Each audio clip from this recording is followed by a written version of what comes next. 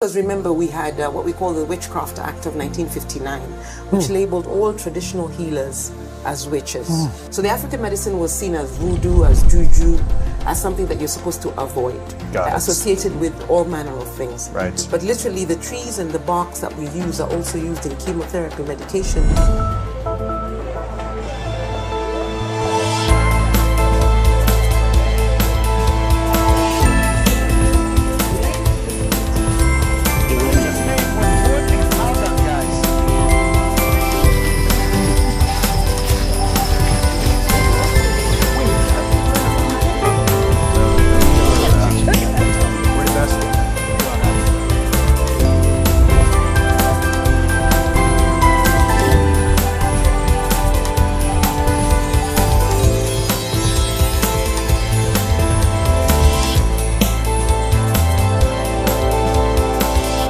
Hey guys, this is Jesse with Afrikey. I am still here in Kenya. This is our 5th or 6th day here. And we're looking at another business. We are here at the Harriet's Botanicals. And I'm actually here with Harriet herself. And we're going to talk a lot about, not just a little bit, about what she does, how she does it, and what Harriet Botanical is all about, right? And so for those who know what Afrikey is all about, keep that in mind, and we'll go over a little bit of that and who Afrikey is and what they're here for, so Harriet understands more. But we're gonna hear more from Harriet right now about who she is and what she does. Okay. So my name is Harriet, Yeah.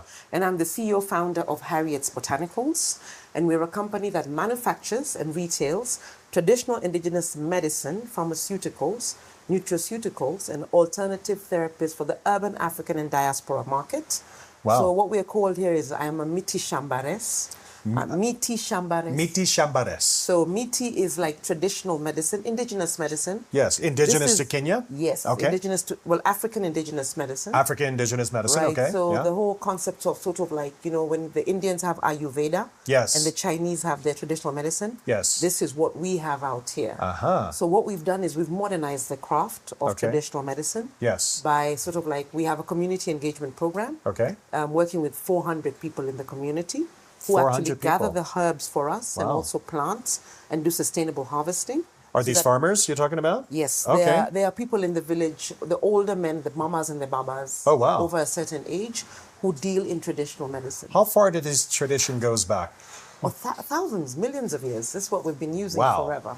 So you've modernized a tradition Yes. that has been going on for not hundreds of years, thousands of years. Absolutely. As far as we can Absolutely. remember. Absolutely. Does this go to the Maasai people? So I work with 3 communities, Okay. including the Maasai, Okay. the Ogiek, and the Kipsigis. Okay. So these 3 communities, some of them live inside what we call the Mao complex. Okay. It's like The our Mao largest, complex? the Mao complex. Mao. Mao. Okay. Our largest water catchment area. Okay. And in there we have the old traditional forests. Okay. We have the old trees, hundreds of years old. Wow. We use a little bit of the bark, or whether it's a little bit of the leaf, a little bit of this, Wow. to create these formulations, and then they become decoctions. So our main products are liquid decoctions. We use liquid decoction so we don't over-harvest. You see, if we used a lot of feedstock, a lot of biomass, we want to use as little biomass as possible Okay. to produce tinctures and decoctions.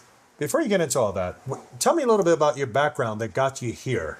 Okay, so... Are you a chemist or what? Tell me a little bit about your background. So my background is interesting because I was an investment banker in London Really? for Goldman Sachs and JP Morgan. Wow. So I was actually trained in law, in international banking and finance law. Okay. I went to university in London at the Yes. London School of Economics. Okay. So I was actually doing investment banking and the regular stuff, but I had a condition called endometriosis. And this You was had a undiagnosed. condition. Okay. Right? Yes. So Endometriosis. endometriosis, And I what had is that? from endometriosis is literally when you're on your menses, instead of bleeding out, you bleed into your organs. Oh. And then the blood remains there and kind of forms like tissue and clots, and it's very painful. Oh, wow. And so you can have thoracic endometriosis. It goes into your lungs, it goes into your gut, it goes into your stomach. So it's like a very interesting disease because it's not cancer, but it manifests almost like a disease that you can't get rid of, and it also causes primary and secondary infertility. So it's Wow. something that women are struggling with. Wow. Right? Is it similar to cancer in terms of being fatal, or No, it can be fatal because can if be- it goes okay. into your lungs, right? for instance, and you can't get it out, then you will have lung failure. Wow. So you So- have breathing issues as a result of Absolutely. wow. Absolutely. Like, for instance, I have had one surgery where the endo went into my intestines and it blocked it off, so no food can pass through. So they had to go in and cut out the endo. So you probably couldn't even go to the bathroom as well. Absolutely. Wow. Absolutely. So you can end up with a ruptured. Absolutely. So it presents itself almost like cancer. Wow. But when you finally take it out, you find it's benign, it's endo. I'm curious to know. Are people misdiagnosed Absolutely, all as the time. called this cancer, but it's not? All the time. Really? All the How time. often? Could you have a percentage or a study you can I'd tell say me? 40% of the time. 40% of the time. So Yes, people because are of the way endo misdiagnosed. presents itself. You will have something called Wow. ascites. You will lose a lot of weight, right? You will look very poorly. So the way it presents itself like a person who's wasting away. That means that a lot of people are being mistreated. Yes, I mean, it's very, you see, women's reproductive health issues historically has been underrepresented and under-researched. Wow. So, what you will find, even now, fibroids, all this endo Yeah. are really a black woman's disease. So when I was living in the UK, for instance, I couldn't get my treatment. I've heard this. Because it's like, it's just painful periods. It's Yeah, and I've heard nothing. that most black women go through this Absolutely. because of diet and whatever, right? Yes, yes. Got it. The fact that they're living in an environment that is away from home, they're not eating the food their grandmothers and their great grandmothers were eating. Okay. So they're not getting into the yam, they're not getting into the organic, Yeah. millet. They're doing lots of gluten, which it's not very natural for us. They're eating food that has been grown with Processed. pesticides, Yeah. processed food, lots of sugar, insulin Yeah. resistance. Wow. So this is something that's affecting black women, and then more than other races. Got it. And so if you're living in a country that you're a minority, Right. you may not get the correct diagnosis, and that's what happened to me. Wow. Right. So in my 20s I had this, and my 30s. It's only in my 40s that I was correctly diagnosed. Wow. Yes. This is interesting because this is a huge issue. Whether it's in the UK, throughout Africa, or the Absolutely, US absolutely. or Canada, this is a huge issue. Yeah. I'm running through my head of how many people I knew. People have died, people who I've known personally, or people who have had issues. Fibroids is a big issue. It is. Amongst It is. black women. My mother, I remember, she had fibroids, and we had to deal with that. And I'm curious as to what was really the issue. So, but it sounds like diet is the issue. It comes Diet, back to that. Environmental toxins, our hair. You see, what's now Yeah. happening? People are beginning to realize that there's estrogen loaders, because the main cause of fibroids, endometriosis, adenomyosis, and anything that sort of increases your estrogen is coming through the food and the hair products. So when we're talking about the fact that now we have a diet that will convert most of our hormones to estrogen, and then we'll end up having more estrogen than progesterone.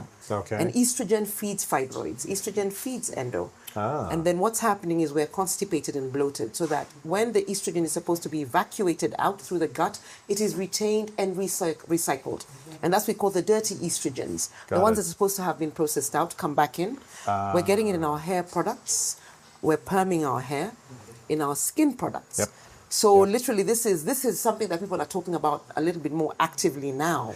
But remember, it is black women who are really getting into the weaves and the the braids. So depending on how the thing that you're putting on your skin has Yes. been made and what it has as a preservative, that preservative could cause you fibroids. It's feeding into that. Absolutely. Wow. Then there's the food. Yeah. The fact that the animals are now, being fattened very fast. Quickly, right. So some of that is coming into you. So help me understand something. We have our women all over the world, right? We all have different stories, right? We have, our East African women, our West African women, and people are traveling, and people are either leaving, their indigenous lands for other places for opportunities. And then we have the African American women who they are indigenous to Africa. However, we find ourselves in the U.S. or other places, right? And the Caribbean, not to miss out on people in the Caribbean. And so we miss out on the nutrients that we're supposed to have. All of us. I mean, all of the women. Absolutely. So we leave, we're in these countries that things are overly processed and we, are underdiagnosed, unrepresented, unresearched, and we find ourselves in a strange land really not knowing what to do, really not knowing how to take care of ourselves, and really not even understanding that, I'm indigenous to this area, and so therefore I probably should be looking back to the motherland, going back to our mother and finding out, how do I take care of myself properly? Because here this is really not for me, the products here, meaning the US, UK, and other places. Would you agree to that? Absolutely. That's what we need to kind of get back to, our roots? We need to get, back to roots even where we are. Because you can be in London and you can access your traditional food if you wanted to. Okay. You can go to Peckham and, you get your yam. Yeah. And you can get all the good stuff. And you can get like how they make the soups. If you look at how West Africans make the soups, there's a lot of nutrients in it. Yes. So you can access your food or even how to prepare it. Okay. Right? It's just a matter of understanding why you should not be eating what you're eating. Okay. Getting rid of junk, saying that, for instance, I'm not going to be having too much bread. Right. Like I would say that bread is an introduction into the African diet. Yeah. So when we live in Europe, we're just eating bread all the time. Yeah. Right? And that's more indigenous to Europeans, the bread, Absolutely, not us. Absolutely. So what you're looking for is your natural indigenous African diet that supports you, right? And understanding how your body systems work. I mean, with melanin, for instance, we operate very differently from other races. Yes. So if you look at the Japanese, they have their own food keeping them very healthy. You look at the Swiss, they have their food that's really giving them longevity, but we are eating everybody else's food. Got it. So it's important for us to get back to our food and our medicine. Right. When it comes to getting back to that, is this something that you're teaching other women? Absolutely. Are you teaching women who are abroad, African Americans, whoever they are, the understanding that this is, you have to understand your body is different. Absolutely, absolutely. I mean, over here, the education piece took about 2 years before Kenyan women themselves accepted this.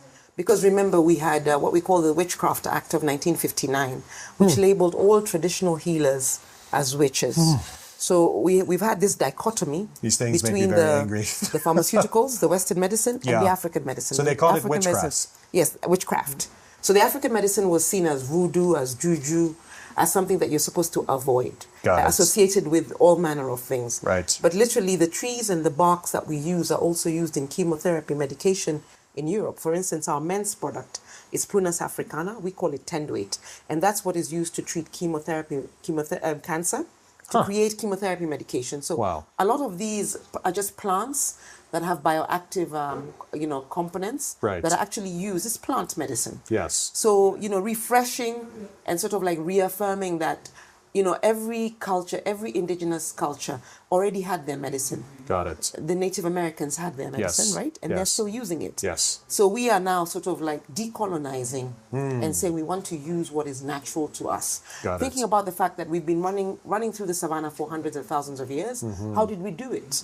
Or how do animals out there treat themselves? Wow. So think about like a cat. When a cat is sick, it starts eating grass. It does. To induce vomiting. Got it. We have exactly the same mechanism.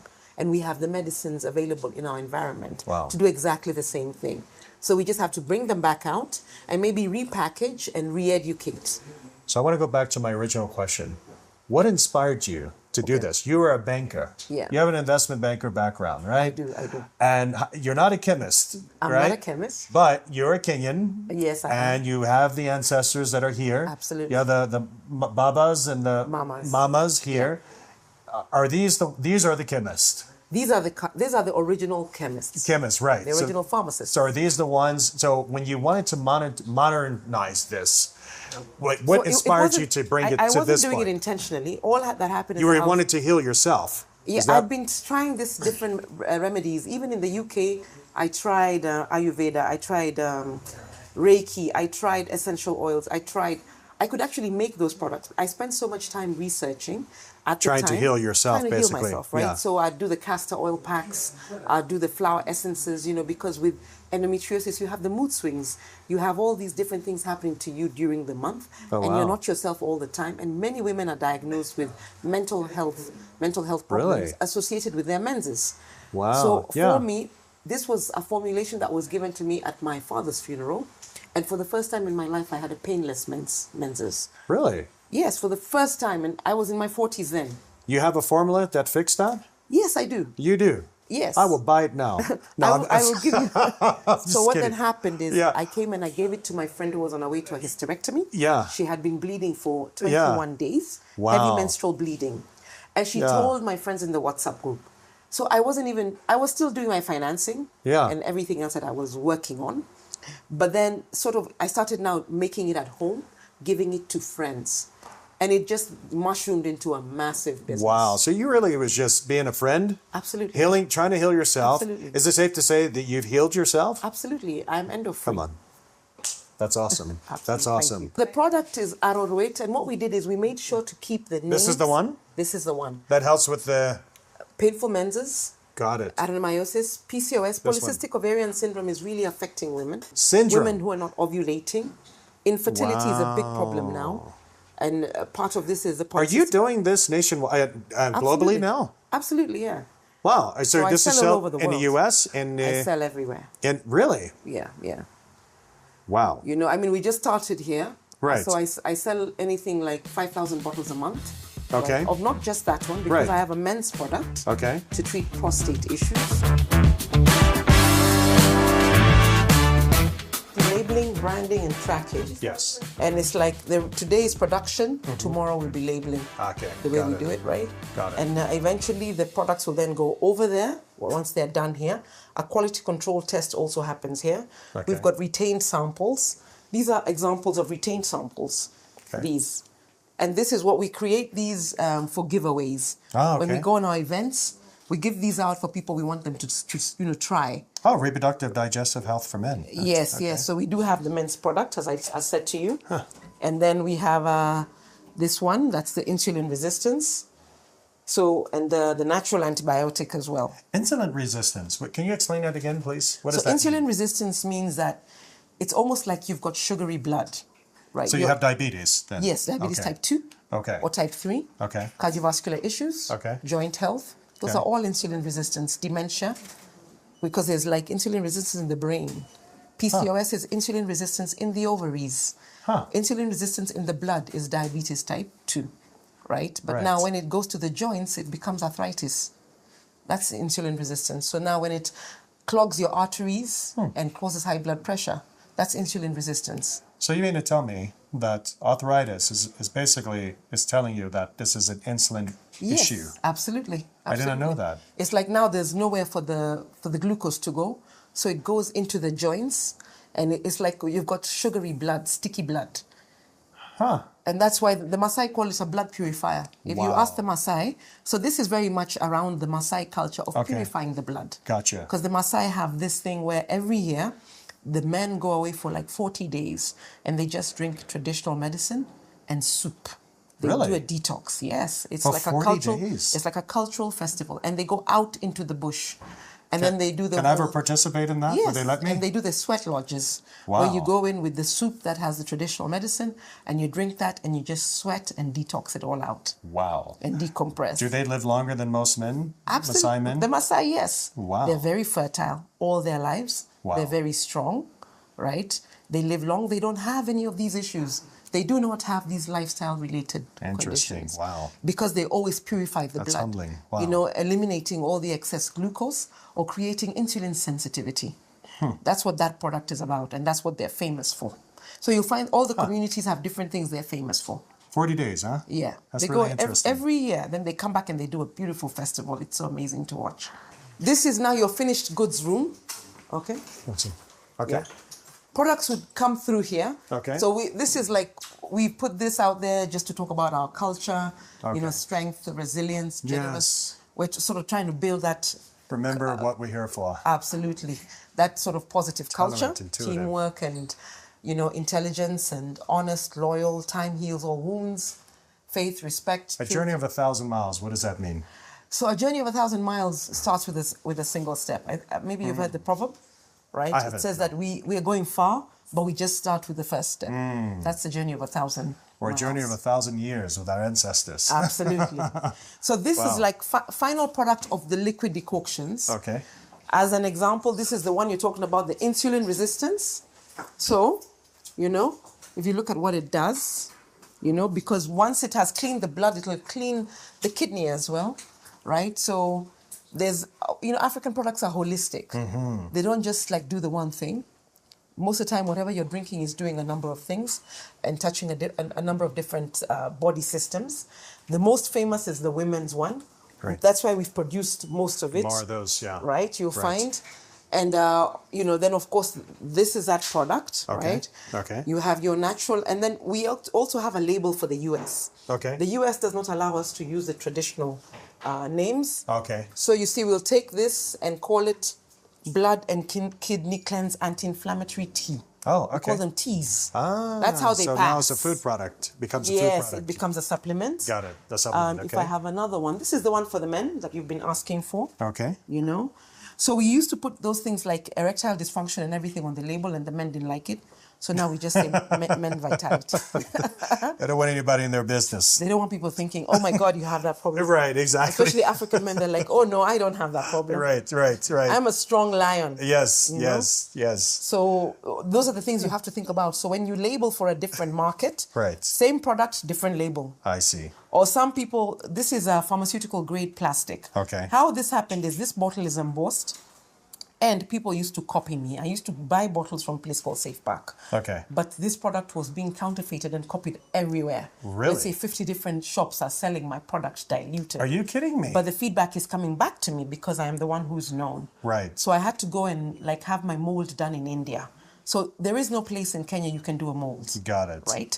Then my mold now sits with the manufacturer of the bottles. Got it. And it's embossed, which means that you can always know it's embossed with this. It's also embossed here with my number. So it's you. They know it's Absolutely. you. And they'll know, oh, I'll just call this number. Very, You know, so very that's smart. part of some of the innovation that we've brought through. Got it. And we'd like to do more because it. we'd like to do glass bottles. We'd like to do a certain type of packaging that you can't find here. Yeah, preferably Yeah? we have a local manufacturer start doing this for you, making Absolutely. the bottles, right? This is really where the gap is. Yes. Not just the bottles, the label. The label. And then the cap. This is a berry cap. So the cap, the molding, Yes, the molding. and the And the label. labels. Because That's the the gap. labels, for instance, for another market must be biodegradable. Got it. So you might find all this is biodegradable, but maybe this is not biodegradable. Got it. In that specific way. This is medical styled.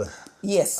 This is medical bottle. style pharmaceutical. Got it. So grade. guys, to the investors, interesting enough, we were just talking to a plastic company the other day, but these are the gaps. And when she says gaps, what are we talking about? We're talking about labels, bottles, and we're talking about molds, Yes. right? And the cap. And the cap. These are the boring products that people, you know, we always talk about AI and all this fancy stuff, right? But these are the boring things that we can invest in and get a good return on. Yeah. These are the things that we can support Harriet on. This is literally what we can do. Yeah. Have a company that actually makes this. Yeah. Or the company we talked to the other day, support her, building that up, get her qualified to do this here. And, you know, so this is how these investments go. We start supporting each other. Yeah. So there's even this is great. inside, there's like a seal inside to make sure when you travel with this, it doesn't leak. And that's a the specific breakable seal here? inside. Oh, inside, okay. There's another seal. I've forgotten the name. I know, Like but right it's a at the- breathable. It's a breathable seal. Okay, got it. Because this is evolving with time. There's no preservatives, so it needs to breathe. Wow. So those wads, we have to import them in from China. Got it. Right. So you can imagine the people who sell me these are importing them from India, right? Then the breathable wads are coming in from China. You see there? So there's still like huge gaps. And the person you're talking about, the lady you're talking about, actually, she was not able to make for me these bottles. Yes. That's why I worked with another company. I understand. But I I first understand. started with her, and she's the one who gave me the idea. We're speaking to her, and Absolutely. we're see where that takes us. Absolutely. But, you know, that's what this is about. This is what it's Absolutely. about, guys. We fill in the gaps. boring things to make, but it's needed. Everyday things that we need and we use. You know, it's not always about the fancy AI technical stuff, even though we use those things and need it. But these are everyday things that we can invest in. Yes. Amazing. There's also still, talking about AI, you see now that there's this. Yes. This is a batch. Yes. So that the customer can just scan that. Okay. And know when it was made. Oh, wow. This takes them to the website and takes them to the product properties, the material safety data sheet. Wow. But AI as well, for instance, now you have AI that you put in the cameras. Yes. In the retail. And the AI measures who walked in and whether they purchased. So there's a big gap in AI. Yes. Also in this market. Got it. In retail. Wow. For us to be able to do the things that, let's say, big supermarkets are doing. They're tracking how Market customers are research. moving around. Yes. Market research and data. AI will capture, for instance, how many people walked into Harriet's shop and bought the reproductive health product. Got it. Whether they looked at the product, put it down. Absolutely. Read it. Absolutely. How many took it. And that data helps us with now developing more products. Or even a better label or something different to help it. Got it. Absolutely. Makes sense. We decided to develop more products. Okay. Because a woman will tell me, okay, you've given me this. What supplement do I need? What food do I need? And as opposed to telling her, go and do this, we decided we'll give you the supplement, which includes things like your sea moss. Sea moss is big. Okay. And sea moss we get from Tanzania. Okay, that's good. So we'll give you the sea moss. We'll give you the We're not dealing with Irish sea moss. We're not dealing with the Irish. They call it Irish sea moss. They call it that. Okay, got it. But it's got it. sea moss. But it's sea moss, got it. And seaweed that But it we comes get from the coast. Tanzania, got it. Right? Yeah. So we have supplements that are from here. Okay. That we've packaged into things like Super Vitality, Awesome. which has chlorella spirulina. Spirulina is now grown in Kisumu and chlorella as well. Yes. You have your Super Fertility, which has your things like your maca. Okay. We have moringa. We have baobab. Oh, so is this good for a protein supplement? Yes. Protein powder? Yes, Okay. absolutely. That's what they are. Okay. And then the flowers. Okay. Mukombero comes from Western Kenya. It's a fertility treatment for men. It's Really? something that they chew. So we put it in like a porridge we've designed for men. A porridge? So you Yes. eat it like a hot cereal? Yes. Or you can add it to cereal? Or Yes, yes. Can you add it to Absolutely. a shake? Yes, you Okay. can. Wow. So those are the ones we've developed to support these. Got it. And then we developed a skincare line, again, based on African botanicals. We use the Yes. African names. I'll give you an example of... Yeah. This is Tangoro Twit, for instance. Okay. That's aloe vera. But it grows everywhere here. Oh, yeah. So we decided to just develop our own version of, like a healing balm. Okay. Skin repair. Using an African botanical. I love that. Right. And you use this on your face or your Yes. lips or anywhere? Anywhere. Got it. We have Cherungut is black-eyed Susan. Okay. So we say, well, if you go to the village and ask them, what's that plant? They'll tell you it's Cherungut. So I prefer to use the original names. I see. Right? Right. And still get the bioactive components. Okay. And then create an anti-age serum. Wow. So for this, I worked with a chemical engineer. Okay. And she does my skincare. Wow. Right. Let me ask you something, because I had a friend who moved from Ghana into UK, and suddenly she started having skin problems. Like, how do you, with something like this, help them? Yeah. Because they never had bumps in their skin. They started breaking out. Yes. I'm like, I don't know if it's because of lack of sun in the UK or what. So you're getting the hormonal imbalance associated with their food, with their environment, Got and it. with stress. Okay. So you have hormonal acne. I see. More than likely PCOS. You're now eating lots of pasta. Got it. Lots of bread. So you're developing insulin resistance in the ovaries. So your body, your skin is telling you a story. Telling you that something has gone wrong. Oh, wow. So you do need to do the internal cleanse. Got it. Clean the gut and manage the hormones. Once you manage the hormones, it's unlikely you'll break out. Got and it. for the time that you have the scars, you use something topical. I see. Yeah. I see. It's a lot of These times. are all 100% paraben-free. Right. They have no endocrine disruptors. Right. Our skincare line is very unique in that sense. Okay. We don't have That's any awesome. endocrine disruptors in them. So a lot of times people are just they're treating the symptoms but not the problem. Absolutely. Wow, internally. Absolutely, yeah. Wow. So we always say heal from within. Yes. And then you will now you'll have that glow. Right. Because we're all looking to have that glow, to look healthy, to look good. Yes. And we're recommending the African way. Do it the Yes. African way. Yes. So you see how all these things came to pass is when you are 14 and you had a painful menses, you're not supposed your menses is never supposed to be painful. So the Oh. women would give you this thing to chew and say, oh, this is a problem, we must sort this out. you must have eaten something or changed something. You find that young girls now, when they leave home and they go to boarding school, Yes. they start eating a lot of mandazi, chapati, the breads, right? They start having these hormonal issues. Wow. So in the village, the minute you just manifest anything odd, Yes. you're given something to chew. Got it. And that's actually how traditional medicine works at village level. I see. Then they put it in the food. So you see the bitter leaf that you have in West Africa Yes. is medicine. They incorporate it in the food Right. so that you're eating the medicine as you take the food. I see. We have what we call the mursik, the fermented milk here. Right. Where they now have an ash made from a tree. Yes, and we actually do have that product here. Okay. So this is an ash Okay. made from 20 trees. Okay. Now they would put this ash in the milk to create something like kefir. And then they drink it. Caffeine? Kefir, you know, Kefir. K-E. I've heard of that word, but Exactly. kefir, It's yeah. like fermented. So the Somalis have their own. Okay. We have ours called mursik. Okay. And then you can buy something like mala. Okay. Mala in the shops. And what does it do for you? So it's for gut health. It's Oh, like wow. a prebiotic, and it restores the gut microbiome. Oh, wow. Gets So- rid of any... Absolutely. So you see, having that parasites? in Okay. the food means that you're always taking medicine. And then we've just converted it into a product like and so this. you can add this to anything, or what do you add this to? This you add to water. To water, that's when it. You have You a just drink tummy it. upset. Got So it. these are our gut health products. Wow. Yeah. Amazing. Okay. Thank you so much. Thank you.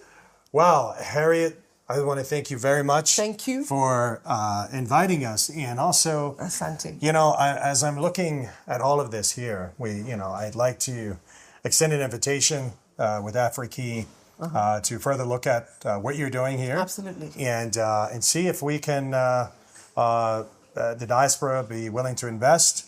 And we'll go through that process offline. Absolutely. But would you be willing to Absolutely. look into that? 100%. That'd be great. Because these, I get excited because these are the type of businesses that we want to support. A lot of times businesses like this, now she has 15 stores. She's doing a lot. She's a mover and shaker. Her background is in banking, which is awesome, which has helped her to achieve a lot of these things. But these are the unknown businesses that sometimes miss the big opportunities. Why? Because of funding. That's it. You know, she has a very nice, humble factory, but this could be 20 times bigger. Absolutely. Right? Would you agree? Absolutely. Absolutely. So let's get her there. Let's get her there, guys. I believe this is a viable investment. We're going to look at everything, and I'll get back to you. All right? Thank you again for watching iAfriki. Please follow us, and we're going to talk to you soon. All right?